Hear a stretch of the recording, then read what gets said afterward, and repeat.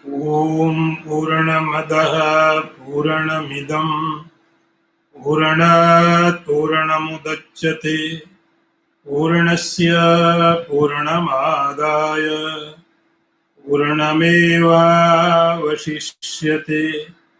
ॐ शान्ति शान्ति शान्तिः। शङ्करं शङ्कराचार्यं केशवं वादरायणं सूत्रभाष्य कृतौ वन्दे भगवन्तौ पुनः पुनः।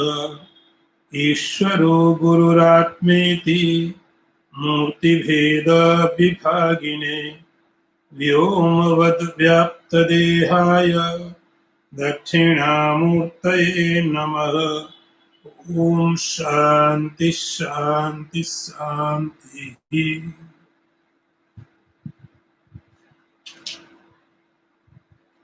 श्री गुरु उवाच सम्यक् पृष्टं त्वया विद्वन् सावधानेन तच्छृणु प्रामाणिकी न भवति भ्रांत्या मोहित कल्पना।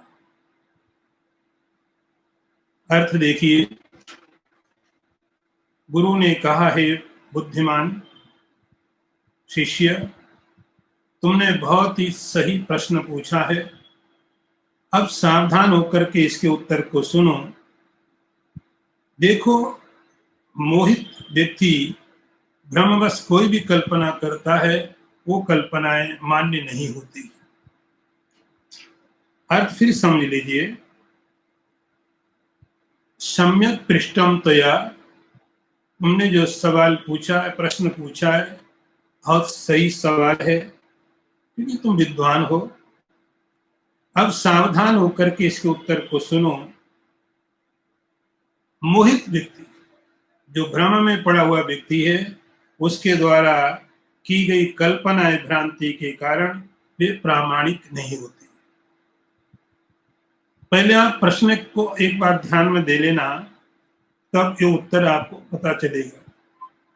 प्रश्न ये है कि गुरु को शिष्य ने पूछा, माया, अविद्या, इग्नोरेंस जो भी अनादि है, और उसके कारण जो जीव भाव है वो भी अनादि हो गया।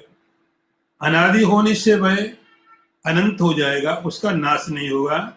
तो फिर मोक्ष की जो संभावनाएं हैं, मोक्ष के जो तरीके हैं, आध्यात्मिक साधनाएं हैं, उनका कोई उपयोग नहीं, क्योंकि मोक्ष तो संभव नहीं। इसके उत्तर में गुरु यहाँ उत्तर दे रहे हैं, हे विद्वान त्वया सम्यक पृष्ठम्।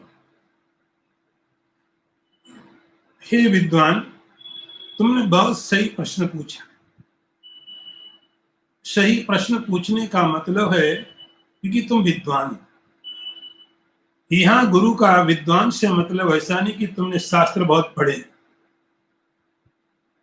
शास्त्रों का अध्ययन किया है, तुम ऐसा विद्वान नहीं। यहाँ विद्वान का अर्थ है कि जो गुरु ने उनको बताया है, जो गुरु उपदेश दे रहे हैं, उसको ठीक से समझ रहा है, ठीक से उस उपदेश को ग्रहण कर रहा है,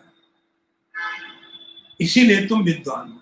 और क्योंकि तुमने ठीक से ग्रहण किया है, ठीक से उपदेश को सुना है, ठीक से उपदेश को समझा है, इसीलिए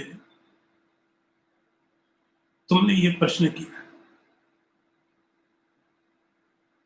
लेकिन अब जो इसका उत्तर है, सावधानेन तच्छृणु, उसके प्रश्न के उत्तर को तुम और थोड़ा ध्यान से सुनो। ये गुरु के कहने का एक तरीका होता है। एक गुरु के उपदेश देने का एक तरीका होता है। इसको संस्कृत में अभ्युपगम सिद्धांत बोलते हैं। अभ्युपगम सिद्धांत का अर्थ होता है कि एक बार आप जिसको बता रहे हैं उसके साथ सहमति प्रकट कर दो। ठीक है कि दो तुमने कहा, तुम सही कह रहे हो, अंदर से आपको पता है तो जो बोलता सही नहीं है, लेकिन उसे तैयार करने के लिए तो गुरु लोग, आचार्य लोग, शास्त्र इस सिद्धांत का बहुत उपयोग करते हैं। अभ्युपगम सिद्धांत कि जो तुमने कहा है वो ठीक है, सम्यक पृष्ठम त्वया, हमारा जो प्रश्न है बिल्कुल ठीक है, लेकिन इसके उत्तर को बहुत सावधानी से सुनो। और वो सावधानी के साथ आपको समझना क्या है, प्रामाणिकी न भवति भ्रांत्या मोहित कल्पना।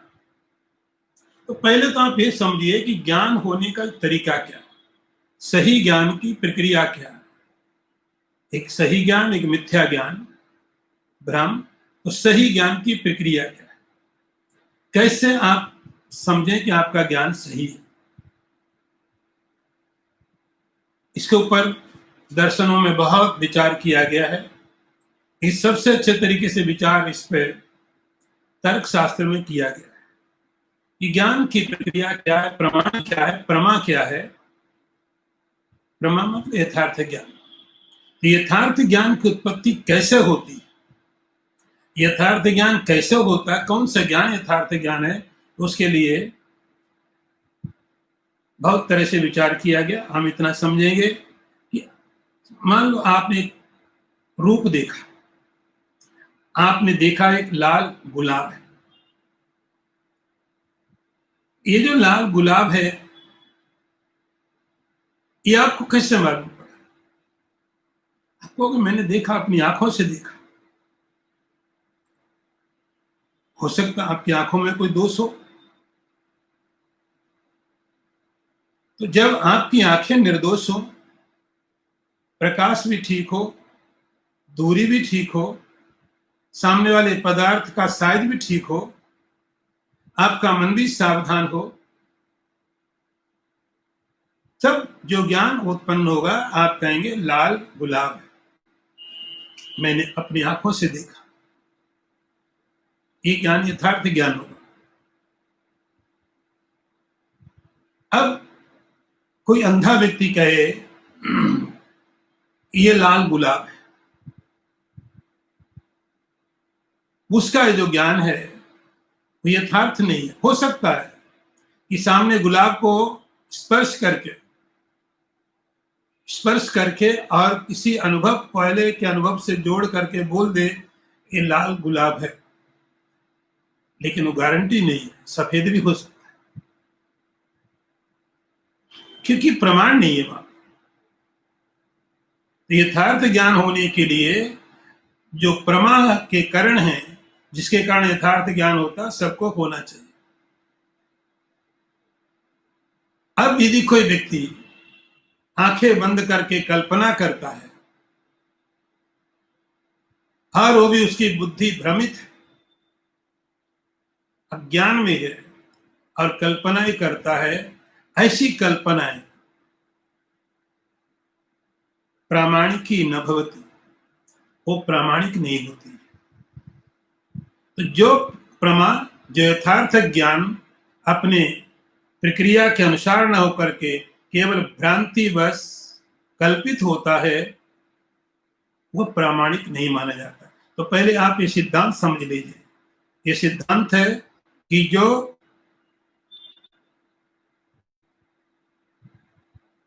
भ्रांत्या मोहित कल्पना प्रामाणिकी न भवति, भ्रांति के द्वारा मोहित व्यक्ति जो कल्पनाएं करता है वो कभी प्रामाणिक नहीं हो भी सकता है, लेकिन प्रामाणिकता नहीं है। आप अच्छी तरह गारंटी से नहीं कह सकते। एक सिद्धांत हो गया। अब अगला मंत्र देखिए।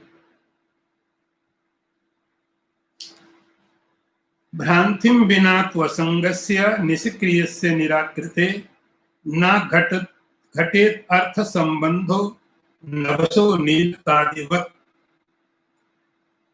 अर्थ देखिए, जो असंग, निष्क्रिय है, निराकार है, उस आत्मा का पदार्थों से, नीलता आदि से आकाश के समान ब्रह्म के अतिरिक्त और किसी प्रकार का संबंध नहीं हो सकता। अर्थ फिर समझ लीजिए। जो असंग, निष्क्रिय है, निराकार है, उस आत्मा का पदार्थों से, नीलता आदि से आकाश के समान ब्रह्म के अतिरिक्त और किसी प्रकार का संबंध नहीं हो सकता। अब हम बात कर रहे हैं, एक सिद्धांत आपने पहले समझ लिया जो गुरु ने स्पष्ट बता दिया कि कोई भ्रांत व्यक्ति, डिलूडेड, भ्रमित व्यक्ति अपने मोह के कारण कोई कल्पनाएं करता है, वे कल्पनाएं प्रामाणिक नहीं हो सकती कि उसके पीछे कोई यथार्थ प्रमा के कारण काम नहीं कर रहा। अब थोड़ा आपके प्रश्न के उत्तर थोड़ा नजदीक गए गुरु। पहले तो सिद्धांत बता दिया, अब समझे जैसे आत्मा की बात कर रहे हैं। आत्मा कैसी है? असंग है, निष्क्रिय है और निराकार है।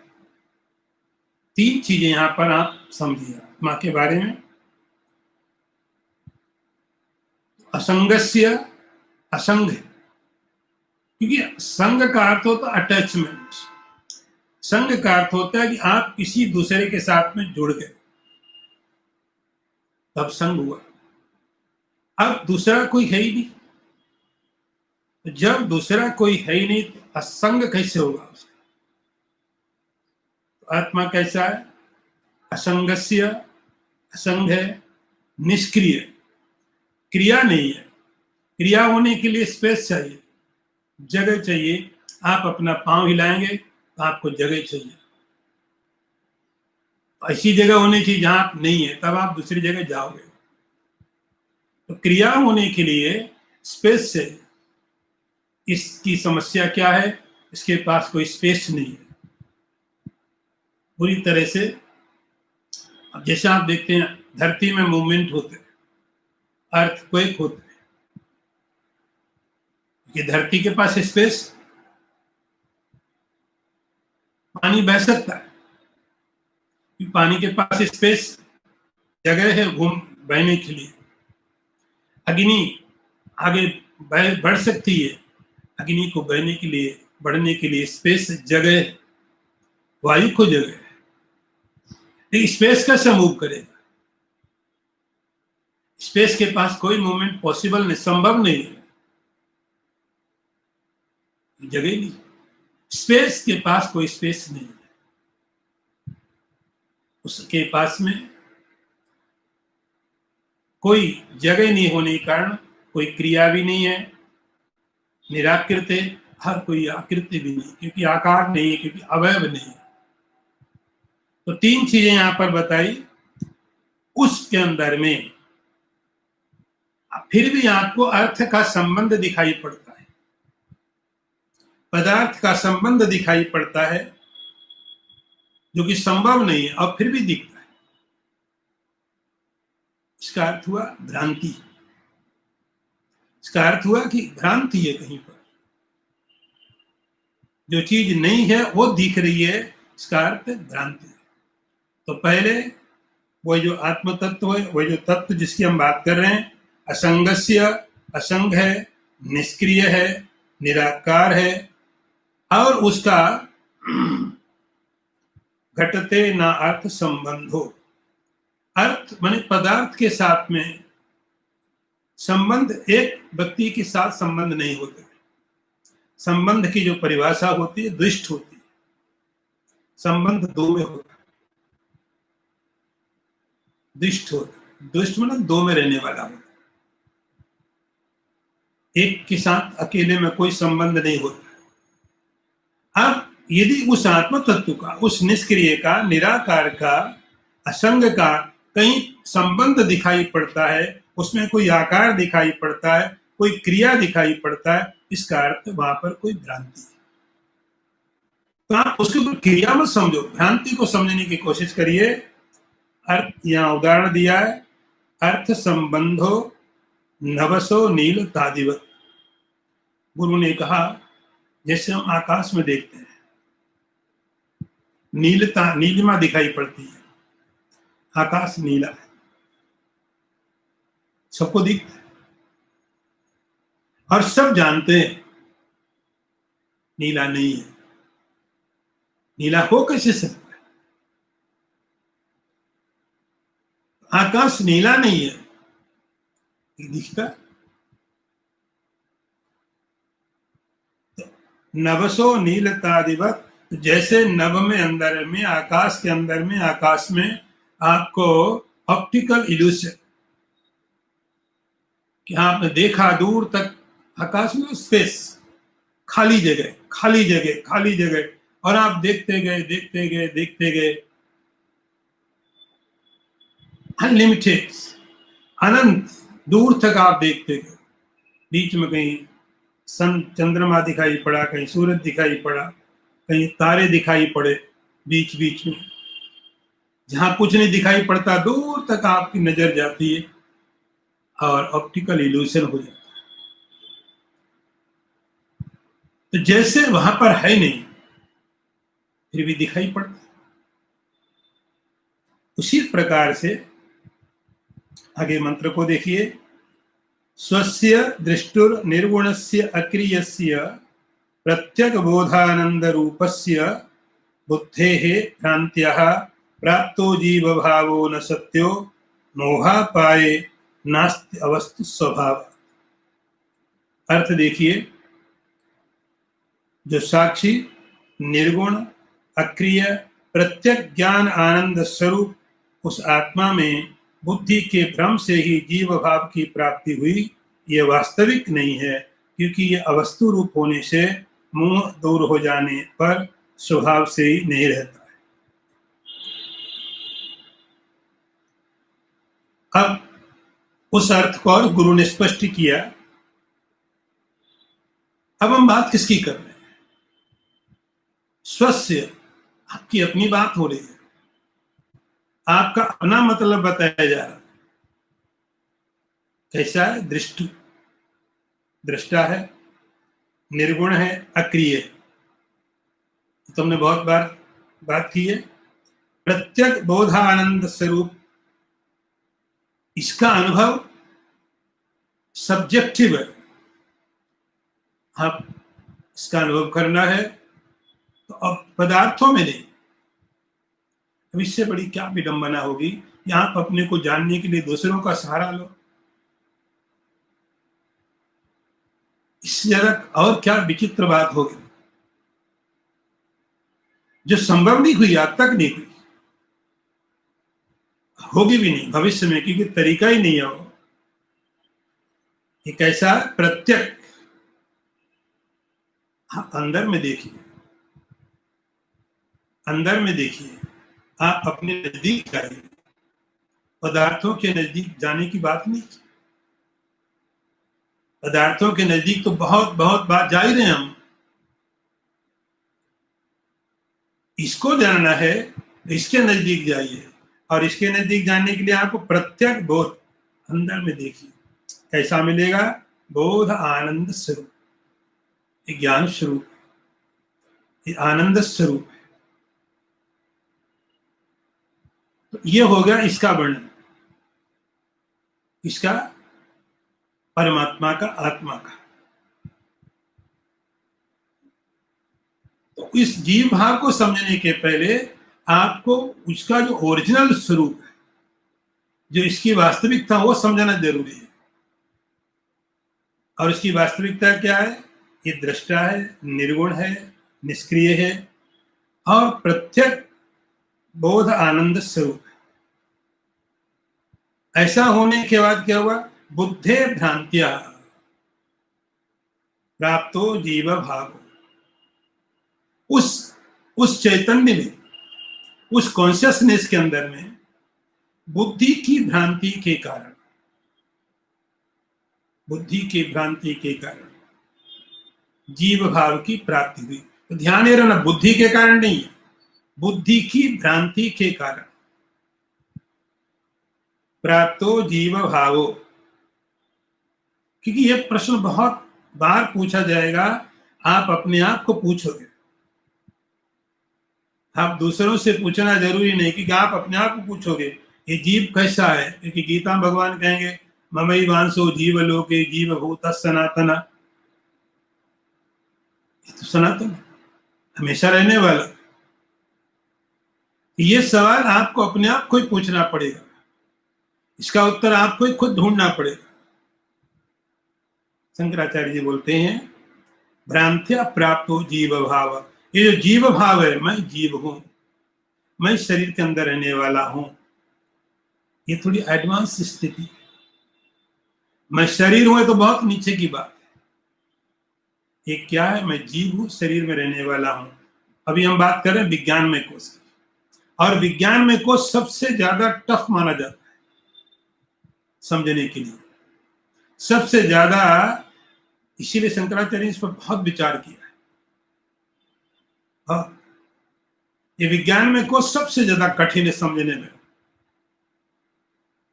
तो जीव भाव प्राप्त हो, तो जीव भाव में जीव हूं ऐसा जो भाव प्राप्त हुआ, कैसे प्राप्त हुआ है? बुद्धिया भ्रांत्या, बुद्धि के भ्रांति के कारण। आप जीव है इसलिए नहीं प्राप्त हुआ जीव में हूं, बुद्धि में भ्रम हुआ, और बुद्धि के भ्रम के कारण जीव भाव की प्राप्ति हुई। जीव भावो न सत्या, जीव मैं जीव हूं ये भाव सत्य नहीं, फैक्ट नहीं है। जीव भाव है, लेकिन ये जीव भाव सत्य नहीं। कैसे है? बुद्धि के भ्रम के कारण। और जैसे ही बुद्धि का जो भ्रम हो, मोहा पाए नास्ति, जैसे ही मोह, बुद्धि का भ्रम, बुद्धि का ज्ञान जैसे ही दूर हो जाएगा, जैसे ही बुद्धि के अंतर्गत होने वाला जो भ्रम है, जो अज्ञान है, जो विद्या है, वो जैसे ही दूर हो जाएगा, अवस्तु स्वभाव इसका विनाश हो जाएगा। है ही नहीं। अभी तो क्योंकि जीव भाव की सत्ता, जीव की सत्ता नहीं है, इसलिए बात को ठीक से समझना कि जो लोग ऐसा समझते हैं कि ईश्वर अलग है, जीव अलग है, जीव ईश्वर के समानांतर है, स्वर्ग में जाएगा, वैकुंठ में जाएगा। यह शंकराचार्य कहते हैं भ्रांत्या जीव भाव प्राप्त, मैं जीव हूं ऐसा जो भाव है, वह भाव भ्रांति से प्राप्त हुआ है। वो भाव इसलिए नहीं कि है, भ्रांति के कारण मालूम पड़ रहा है। मोहा पाए नास्ति, जैसे ही वो बुद्धि के अंदर जो भ्रम है वो निकल जाएगा, मोह उसी समय खत्म हो जाएगा। मोह खत्म हुआ, जीव भाव भी खत्म हो जाएगा। अगला मंत्र देखिए, यावद् भ्रांति तावदेव अस्य सत्ता मिथ्या ज्ञानो जिम्भृतस्य प्रमादात् रज्ज्वां सर्पो भ्रांति कालीन एव भ्रांतिर्नाशे नैव सर्पोपि तद्वत्।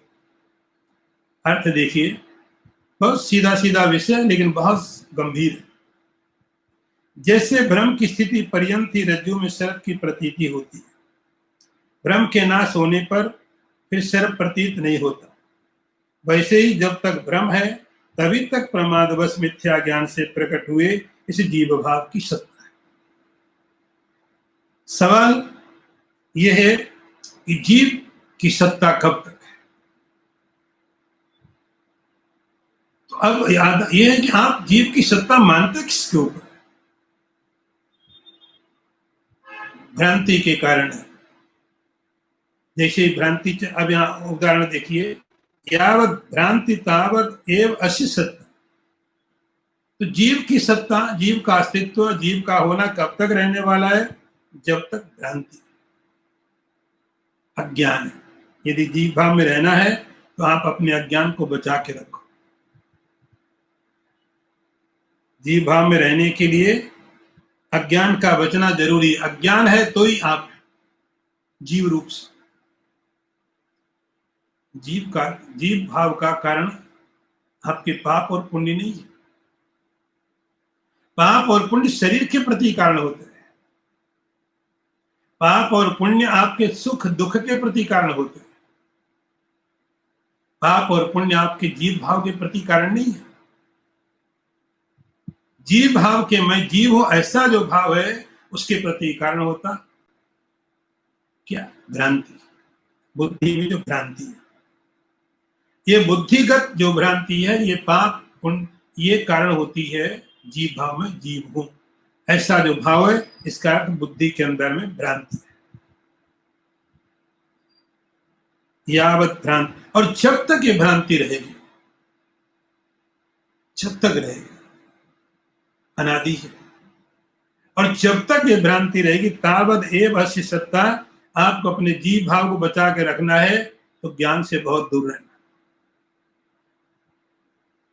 भ्रांति तावदेव इसकी सत्ता, तब तक जीव भाव है, जब तक जीव भाव है आप नष्ट नहीं होंगे, जीव भाव जाएगा। बहुत फर्क समझना ठीक से। जब यावत भ्रांति, क्योंकि भ्रांति पर आधारित है, और जैसे ही भ्रांति अज्ञान इग्नोरेंस हो जाएगा तावदेव तस्य सत्ता, ये तब तक ही रहेगा। मिथ्या ज्ञानो जिम्बत प्रसादात, ये हुआ कैसे? मिथ्या ज्ञान के कारण, मिथ्या ज्ञान के कारण हुआ। मिथ्या ज्ञान कैसे? प्रमादात। प्रमाद का अर्थ होता है, प्रमाद का अर्थ होता है मालूम है लेकिन मानना नहीं। प्रमाद का अर्थ होता है मालूम है मानना नहीं।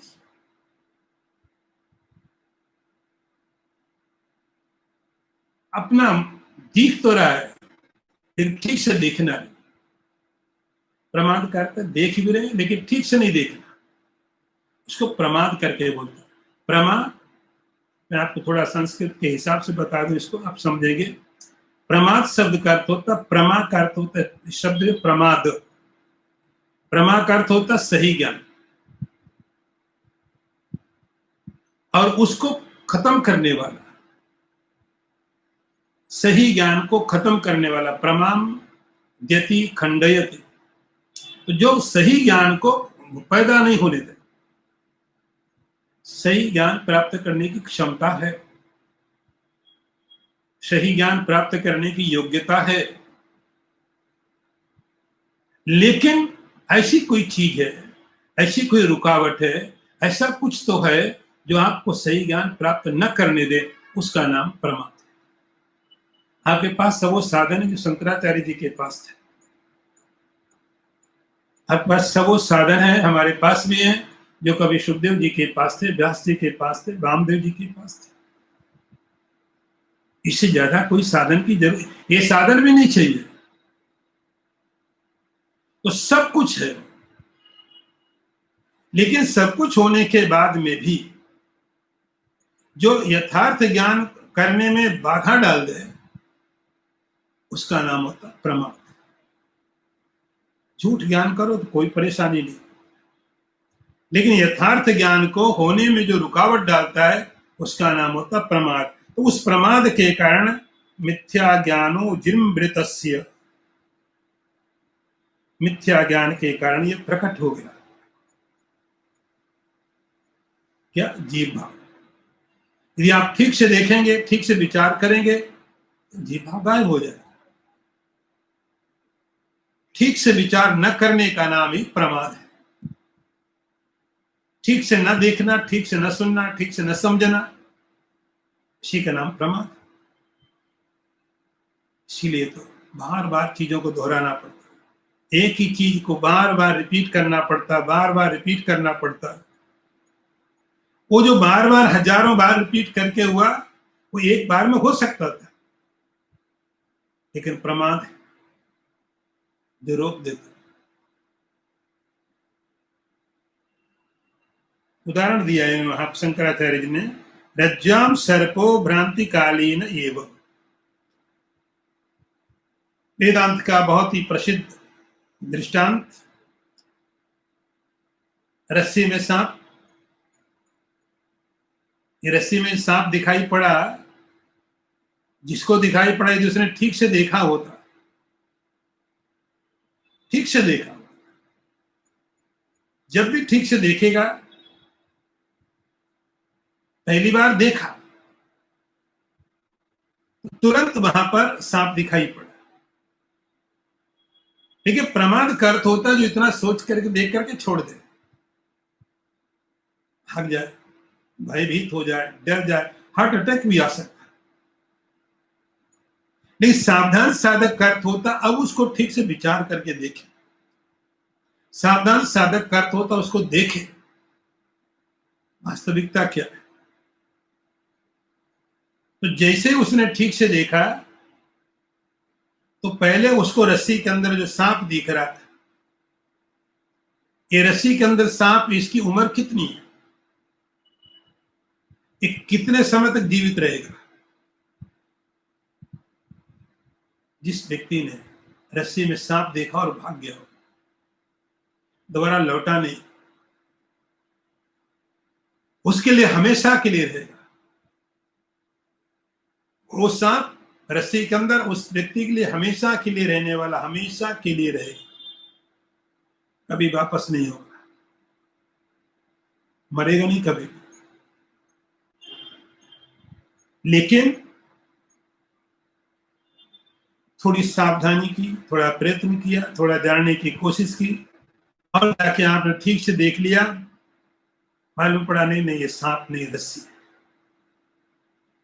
तो जब यह रस्सी है ऐसा ज्ञान हुआ, ऐसा ज्ञान होने के साथ ही रज्जाम सर्पो भ्रांति कालीन है, तो रस्सी में जो सांप, वो सांप की उम्र कितनी होती है, जब तक आपके मन में भ्रांति, कि उस सांप का कारण क्या, भ्रांति, अज्ञान है। उस सांप का और कोई कारण नहीं, उस सांप के प्रति और कोई कारण नहीं, केवल सांप के प्रति कारण आपका अज्ञान है। जैसे ही अज्ञान दूर होगा, वो सांप खत्म हो जाएगा। तो सांप की सत्ता क्या लिखी, भ्रांति कालीन। जितने समय तक भ्रांति है, जितने समय तक अज्ञान है, उतने समय तक वो सांप बराबर चलेगा। जैसे ही आपको सांप की भ्रांति हुई, सांप पैदा हो गया, और जैसे ही भ्रांति गई, तुरंत एक क्षण भी सांप नहीं रुकेगा। भ्रांति नाशे नैव सर्पोपि तद्वत्। तो जैसे ही किसी ने जाके प्रयत्न पूर्वक वहां देखा, प्रकाश से देखा, मालूम पड़ा नहीं रस्सी। तो रस्सी है, सांप का जो ज्ञान था, सांप का जो भ्रांति थी सांप की, वो भ्रांति चली गई। और जैसे भ्रांति गई, तो सांप का क्या हुआ, जो दिख रहा था उस सांप का क्या हुआ, आपको था ही नहीं, होना क्या उसका। हो तो तब जब हो वहां पर। ठीक वैसे ही ये जो दृष्टा है, निर्गुण है, अक्रिय है, प्रत्यक्ष घोर आनंद स्वरूप है। जब आप ठीक से नहीं देखते, प्रमाद बस देखते, आत्मा दर्शन तो सब करते, दिखेगा आपको, क्योंकि इतना प्रकाश रूप है। आत्मा को देखे बिना रहोगे कैसे।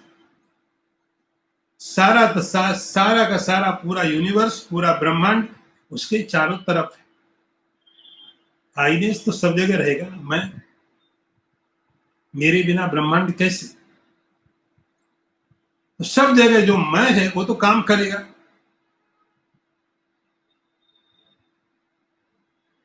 अब उस ठीक से न देखने के कारण मिथ्या ज्ञान पैदा हो जाता है। प्रमाद के कारण, ठीक से नहीं देखने के कारण मिथ्या ज्ञान पैदा होगा। वो मिथ्या ज्ञान क्या होगा, जीव भाव के रूप से दिखाई पड़ेगा। अब इसको मिटाने का तरीका क्या है, कि आप उसके आधार को देख लो। उसका जो आधार अधिष्ठान है उसको जान लो। रस्सी को जान लिया, सांप को मारने की जरूरत नहीं है, सांप के मंत्र पढ़ने की जरूरत नहीं है, सांप से डरने की जरूरत नहीं, क्योंकि सांप की सत्ता नहीं है। और हम काम करें सांप के बारे में। उस परम तत्व को, वेदांत का यही सिद्धांत है, आप काम कर रहे जीव के लिए। कोशिश लोग यही कर रहे हैं कि जीव आत्मा को मुक्ति मिल जाए। कहां चला जाए, स्वर्ग आत्मा, स्वर्ग में चला जाए, वैकुंठ में चला जाए। तो हम बहुत बहुत ऊंचे तक जिसको अध्यात्म की बहुत साधनाएं बोलते हैं, उन सभी साधनाओं में हम क्या करते हैं? जीवात्मा के लिए काम करते हैं। हम जीव के लिए काम करते हैं कि जीव स्वर्ग में जाए, कि जीव वैकुंठ में जाए, कि जीव को ये प्राप्त हो, कि जीव को वो प्राप्त हो, अच्छा शरीर मिले, अच्छे सुख मिले, अच्छी शांति मिले, अच्छा परिवार मिले। हम इस पर काम करते हैं। ऐसे ही समझो जैसे किसी व्यक्ति ने सांप को देख लिया है रस्सी में और सांप के ऊपर काम करना शुरू कर दिया, उसकी सारी थीसिस, उसके सारे रिसर्च सांप के लिए हो जाए। सांप से कैसे बचना चाहिए, सांप की कितनी प्रजाति होती है, सांप कैसे काटता है, सांप पर काम कर रहे हैं, सांप के ऊपर। ऐसे ही रस्सी को आप कुछ नहीं करना, आप रस्सी को जान लिया, आपको सांप के ऊपर काम करने की कोई आवश्यकता नहीं है। रस्सी जान ली बस, सांप का विषय नहीं है, सांप मैटर नहीं है, सांप एग्जिस्ट नहीं करता, अस्तित्व तो नहीं है सांप का। वैसे ही यहां पर भी है कैसा? दृष्टा है, निर्गुण है, अक्रिय है, प्रत्यक्ष बोध आनंद स्वरूप है, उसको जान लो। बुद्धि की भ्रांति के कारण उसमें जीव भाव की प्राप्ति हुई, बुद्धि की भ्रांति के कारण। तो बुद्धि की भ्रांति दूर करो, प्रमाद को दूर करो। तो सारा वेदांत का जो काम है वो यही है। वेदांत का काम है कि बुद्धि में होने वाले जो भ्रम है, बुद्धि में होने वाला जो प्रमाद है, उसको दूर करो। वास्तविकता अपने आप सामने आ जाएगी। लेकिन जो लोग वहां नहीं जाते हैं, वे लोग क्या करेंगे? जैसे संसारी लोग शरीर के लिए काम करते हैं, शरीर के लिए, और वो आध्यात्मिक साधक जीव के लिए काम करते हैं, जीव के लिए। जीव स्वर्ग में जाए, जीव दूसरी अच्छी योनि प्राप्त करे, जीव वैकुंठ में जाए, जीव के लिए ये करो, जीव के लिए, ठीक है। तो जब तक जीव की सत्ता है तब तक करो। खेल है, लीलाएं हैं, आप खेलो खूब। लेकिन जिस दिन आपके वास्तविकता समझ में आ जाएगी, बुद्धे भ्रांत्या, बुद्धि की जो भ्रांति है, बुद्धिगत जो अज्ञान है, जैसे ही समाप्त हो जाएगा, आपको जीव के लिए कुछ करने की जरूरत नहीं पड़ेगी। मालूम पड़ेगा जीव की कोई सत्ता नहीं। किसके लिए काम कर रहे हो? तो जब तक ये चीजें स्पष्ट नहीं होती हैं, जब तक ये चीजें स्पष्ट नहीं होती हैं, जीव भाव सत्य है। और जीव भाव सत्य है, पहले तो शरीर भी सत्य मानते थे, धीरे धीरे ऊपर उठे, मालूम पड़ा नहीं शरीर तो सत्य नहीं है। पहले तो पद, प्रतिष्ठा, पैसा भी सत्य मानते थे। थोड़ी समझदारी आई, मालूम पड़ा नहीं है ज्यादा दिन तक साथ नहीं रहेंगे, शरीर बहुत दिन साथ नहीं रहेगा, प्राण बहुत दिन साथ नहीं रहेंगे।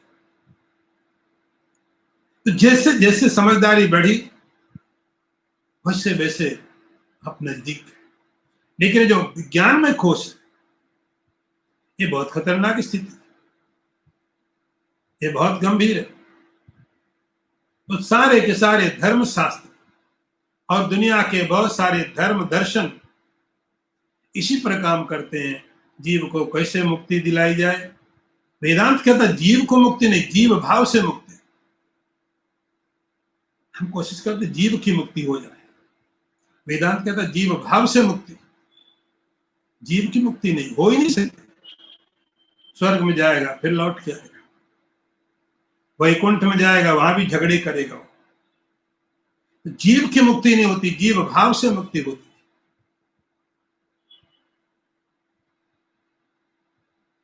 आगे मंत्र देखिए, अनादित्वम अविद्याया कार्यस्यापि तथेष्यते उत्पन्नायाम तो विद्यायाम आविद्यकम अनाद्यपि।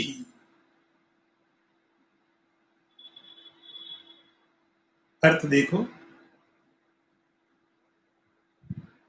लोक में अविद्या उसके कार्य जीव भाव का अनादित्व माना जाता है। अनादित्वम अविद्याया कार्यस्यापि तथेष्यते, लेकिन जैसे ही विद्या का विद्या की उत्पत्ति होती है, ये अविद्यक अविद्या से उत्पन्न होने वाले उसके जो कार्य हैं वे सब समाप्त हो जाते। अब जो शिष्य का प्रश्न था, प्रश्न यही था कि जीव यदि भाव नित्य है, जीव भाव जीव की सत्ता है, तो मोक्ष नहीं हो सकता। लिमिटेड इंडिविजुअल परिच्छिन्न जो जीव भाव है वो कभी भी मुक्त नहीं हो सकता। कहीं भी जाए उसकी मुक्ति एक लिमिटेड होगी, उसका आनंद, उसकी प्रसन्नता निश्चित ही सीमित होगी। वैकुंठ में जाएगा वहां भी सीमित रहेगा, असीम नहीं हो सकता। अविद्या का कार्य है। तो अब गुरु कहते हैं कि तो तुमने कहा था कि अविद्या अनादि है, इसलिए जीव भी अनादि है। अनादित्वम अविद्याया कार्यस्यापि। गुरु कहते हैं हे शिष्य, अविद्या का जो कार्य है वह अनादि है। कब से है? आप जीव भाव को कब प्राप्त हुए मालूम नहीं। कब से अनादि, कब से चल रहा, इसको अनादि बोलेंगे। अब किसी को कोई चाइनीज भाषा नहीं आती, किसी को चाइनीज नहीं आती, कब से नहीं आती है? कब से नहीं आती है क्या सवाल है? नहीं आती है, कभी से नहीं आती है। आपको चाइनीज नहीं आती है, आपको तैरना नहीं आता है, आपको गाड़ी चलाना नहीं आता। कब से नहीं आता गाड़ी चलाना? 10 साल, 20 साल, 50 साल, 10 जन्म, कब से नहीं आता? नहीं आता, नहीं आता, अनादि है, इसका कोई प्रारंभ नहीं है। तो आप जीव भाव कब हुआ? आपके अंदर जीव भाव कैसे हुआ? पता नहीं। कब हुआ? पता नहीं। अपने को जीव कैसे स्वीकार कर लिया? कोई कारण? बोले कोई कारण नहीं, एक ही कारण है, अविद्या। इसको शंकराचार्य ने आविद्यक लिखा है। आविद्यक, अविद्या से उत्पन्न होने वाला, अविद्या के कारण होने वाला या अविद्यक उत्पन्नायाम तो विद्यायाम। जैसे ही विद्या उत्पन्न हो जाती है, जैसे ही शिष्य को गुरु ने कहा कि जैसे ही विद्या उत्पन्न हो जाती है उसी क्षण, अब किसी को चाइनीज नहीं आती, कब से नहीं आती? कभी से नहीं आती, अनादि। लेकिन उसने जाकर के वहां सीखना शुरू किया, वहां जाके रहना शुरू किया, धीरे धीरे धीरे धीरे सीख गया। अब जैसे वो सीख गया चाइनीज, तो वो जो चाइनीज का अज्ञान था जो अनादि काल से चला आ रहा था, उसका क्या होगा? अनादि काल से जो चला आ रहा था अज्ञान, वो तुरंत खत्म हो गया। उत्पन्नायाम तो विद्यायाम आविद्यकम अनाद्यपि। ये जो जैसे ही विद्या उत्पन्न होती है, जैसे ही ज्ञान उत्पन्न होता है। अब दूसरा दृष्टांत आप देखते हो, जैसे कहीं पर अंधेरा है, कोई ऐसी गुफा है, कोई ऐसी जगह है पहाड़ के अंदर में जहां कभी लाइट थी नहीं, वर्षों वर्षों से अंधकार है, वर्षों वर्षों से अंधकार है। कब से? जब कभी गुफा, पहाड़ के अंदर गहरी गुफा बनी तब से अंधकार वहां रहता है। फिर आप प्रकाश लेके जाते हो, तो प्रकाश लेके जाने के बाद अंधकार वहां झगड़ा नहीं करता। हम तो कितने वर्षों से यहां रह रहे हैं, ऐसे नहीं जाएंगे, ऐसे नहीं जाएंगे। हमारा घर, हम युगों से रह रहे हैं यहां पर, एक क्षण में कैसे चलेगा? जैसे कितने वर्षों से रहने वाला जो अंधकार है, आप जैसे प्रकाश लेके जाते हैं उसी क्षण अंधकार समस्त समाप्त हो जाता है। इसी श्लोक से जुड़ा हुआ अगला श्लोक भी है, इसलिए मैं अच्छा ले रहा हूं, इसी से जुड़ा हुआ भी है। प्रबोधे स्वप्नवत् सर्वं समूलं विनश्यति अनादि अपि इदम नो नित्यम प्रागभाव इव स्फुटम।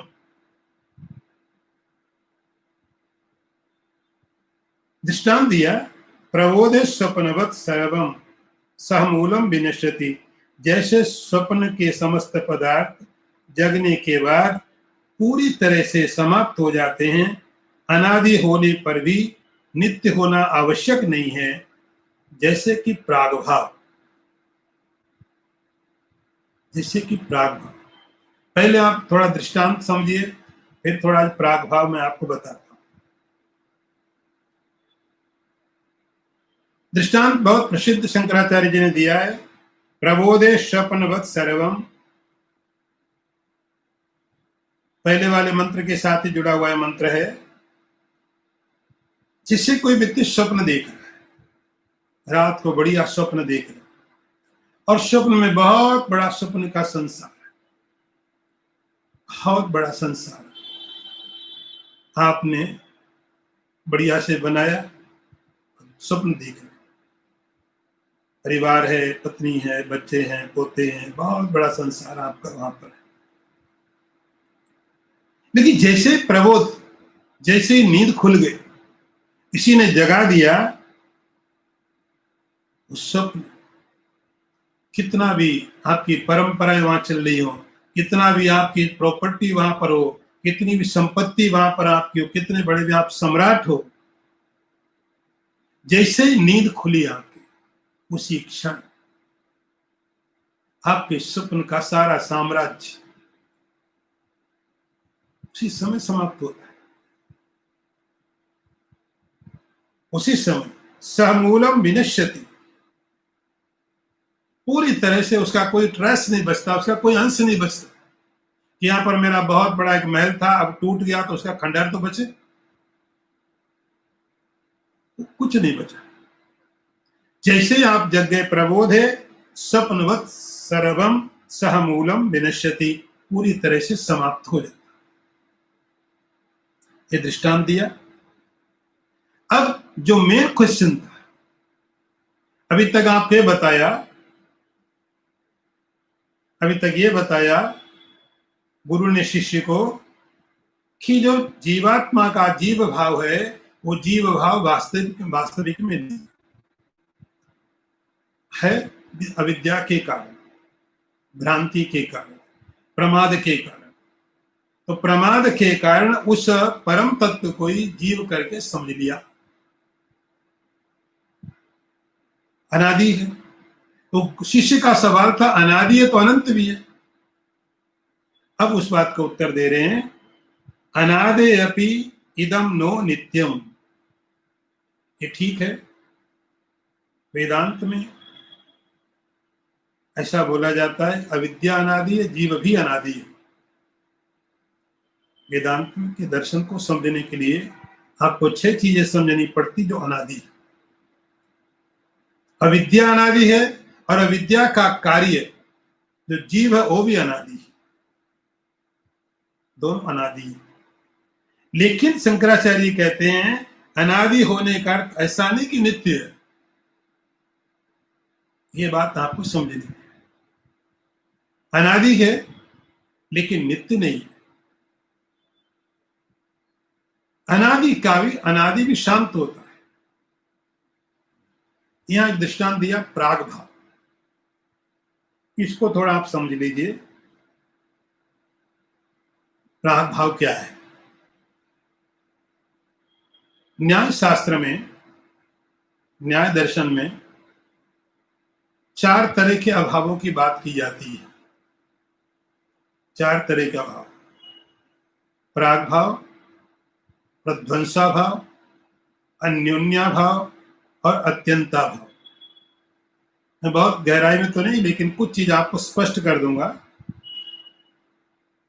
प्राग भाव, प्रध्वंसा भाव, अन्योन्या भाव और अत्यंता भाव, ये 4 प्रकार के अभाव माने जाते हैं। न्याय दर्शन की बात है ये। पहले आप प्राग भाव समझिए कि प्राग भाव क्या होता है। जिससे कोई बिल्डिंग बनाई आप, पहले वहां बिल्डिंग नहीं थी, बिल्डिंग नहीं थी, आपके पास कोई प्लॉट था, आपने वहां एक हाउस क्रिएट किया, एक हाउस बना, एक घर बना, एक बिल्डिंग बनाई। पहले खाली प्लॉट था, तभी तो आपने बनाया। तो खाली जो प्लॉट था, खाली जमीन के ऊपर आपने एक बिल्डिंग बनाई, वो बिल्डिंग अब बन गई। लेकिन जब तक बिल्डिंग नहीं बनी थी तब तक क्या था, वहां पर बिल्डिंग का अभाव था। जब तक बिल्डिंग नहीं तैयार हुई थी तब तक उस जगह में उस बिल्डिंग का अभाव था, तभी तो आपने बनाया। तो बिल्डिंग के ना होने से पहले बिल्डिंग का वहां पर जो अभाव है, नॉन एग्जिस्टेंस, उसको बोलते प्राग भाव। होने के पहले अभाव, उत्पत्ति के पहले अभाव, बिल्डिंग बनाने के पहले वहां पर बिल्डिंग नहीं थी, बिल्डिंग का अभाव था, इसको बोलते प्राग भाव। ये कब से था, कब से बिल्डिंग वहां नहीं बनी नहीं थी? अनादिकाल से। तो प्रागभाव का अर्थ होता है जो अनादि होता है, अनादि होता है कि वहां पर बिल्डिंग जो आपने नई बिल्डिंग बनाई है, तो जब आपने नहीं बनाई तो कब से नहीं थी वहां पर बिल्डिंग? अनादिकाल से नहीं थी, कभी थी। इसको बोलते हैं प्रागभाव। दूसरा, आपके पास कोई बिल्डिंग है, तो जैसे ही आपने बिल्डिंग बनाई प्रागभाव समाप्त हो गया। वो प्रागभाव कब तक रहता है? जब तक वो चीज अस्तित्व में नहीं आती है। जैसे ही अस्तित्व में आती है वैसे ही प्रागभाव समाप्त हो जाता है। तो प्रागभाव का अर्थ होता है कि चीज की उत्पत्ति से पहले रहता है, और जैसे किसी पदार्थ की उत्पत्ति होती है तो वो नष्ट हो जाता है। तो प्रागभाव अनादि होता है लेकिन अंत होने वाला होता है। दूसरा अभाव है अत्यंत प्रध्वंसा भाव। प्रध्वंसा भाव का अर्थ हुआ कि आपके पास कोई पुराना मकान है, आपको लगा नहीं, अभी रखना नहीं, दोबारा बनाना है, आप उसको तोड़ देते, तोड़ देते। अब वो जो बिल्डिंग पुरानी थी आपने तोड़ दिया उसको, इसको बोलेंगे अब बिल्डिंग खत्म हो गई, जीरो ग्राउंड हो गया। वहां पर पहले बिल्डिंग थी, पुरानी थी, आपने तोड़ दी, अब वहां पर कोई बिल्डिंग नहीं है, प्लेन हो गया, खाली प्लॉट हो गया। वो जो बिल्डिंग थी उसका प्रध्वंस हो गया, प्रध्वंस मतलब नाश हो गया, नाश हो गया, ये हो गया प्रध्वंसा भाव। प्रध्वंसा भाव का अर्थ क्या होता है? ये उत्पन्न तो होता है लेकिन नाश नहीं होता। क्योंकि जो बिल्डिंग आपने तोड़ दी दोबारा तो बनती नहीं हो, आप दूसरी बिल्डिंग बनाओ। तो प्रागभाव का अर्थ होता है जो अनादि है लेकिन समाप्त हो जाएगा। प्रध्वंसा का भाव है, प्रध्वंसा भाव का तो जो उत्पन्न होने वाला है लेकिन नष्ट नहीं होता। तीसरा होता अन्योन्या भाव, एक दूसरे पदार्थ का दूसरे पदार्थ के साथ में अभाव। जैसे पुस्तक चेयर नहीं है, चेयर पुस्तक नहीं है, इस तरह से एक दूसरे का अभाव, एक दूसरे के साथ। और चौथा मैंने बताया अत्यंता भाव, जो कभी हो ही नहीं सकता, केवल शब्दों का प्रयोग होता है। जैसे आप कह सकते हैं बंध्या का पुत्र, आकाश के पुष्प, आकाश के पुष्प। तो यहां पर गुरु ने कहा प्राग भावस्य वीक्षित अनादेरपि प्रध्वंसा। जैसे प्राग भाव, प्राग भाव क्या होता है? अनादि होता है लेकिन समाप्त हो जाता है, प्राग भाव। इसी प्रकार से ये जो जीव भाव है, ये जीव भाव अनादि है लेकिन ऐसा नहीं कि समाप्त नहीं होता, ये प्राग भाव की तरह है, अनादि काल से चला रहा जीव भाव। लेकिन जैसे ही विद्या की उत्पत्ति होगी, जैसे ब्रह्म ज्ञान की उत्पत्ति होगी, जैसे आत्मज्ञान की उत्पत्ति होगी, जैसे सेल्फ रियलाइजेशन होगा, ब्रह्म को छोड़ करके, अविद्या को हटा करके, अज्ञान को हटा के, प्रमाद को हटा के, जैसे आप ठीक से जानेंगे, जैसे ठीक से जानेंगे, वो जो जीव भाव है अनादि काल से चला आ रहा है, उसी समय खत्म हो जाएगा। उपनिषद ने लिखा न तस्य प्राणा उत्क्रामन्ति। जैसे ही आत्मज्ञान हुआ, जैसे ही बोध हुआ, जैसे आपने रस्सी को जान लिया, सर्प का क्या हुआ? सर्प था ही नहीं। जैसे ही आपने उसके आधार को जान लिया, उसकी वास्तविकता को जान लिया, जीव भाव प्रध्वंस प्राग भावस्य वीक्षिता, जैसे प्राग भाव अनादि होने पर भी समाप्त हो जाता है, इसी प्रकार जीव भाव भी अनादि होने के बाद में, गुरु ने कहा ब्रह्म विद्या होने के बाद ये समाप्त हो जाता है। ओम पूर्णमदः पूर्णमिदं पूर्णात् पूर्णमुदच्यते पूर्णस्य पूर्णमादाय पूर्णमेवावशिष्यते। ओम शांति शांति शांति। शंकरं शंकराचार्यं केशवं वादरायणं सूत्रभाष्यकृतौ वन्दे भगवन्तौ पुनः पुनः। ईश्वरो गुरुरात्मेति मूर्तिभेद विभागिने व्योमवद्व्याप्तदेहाय दक्षिणामूर्तये नमः। ओम शांति शांति शांति।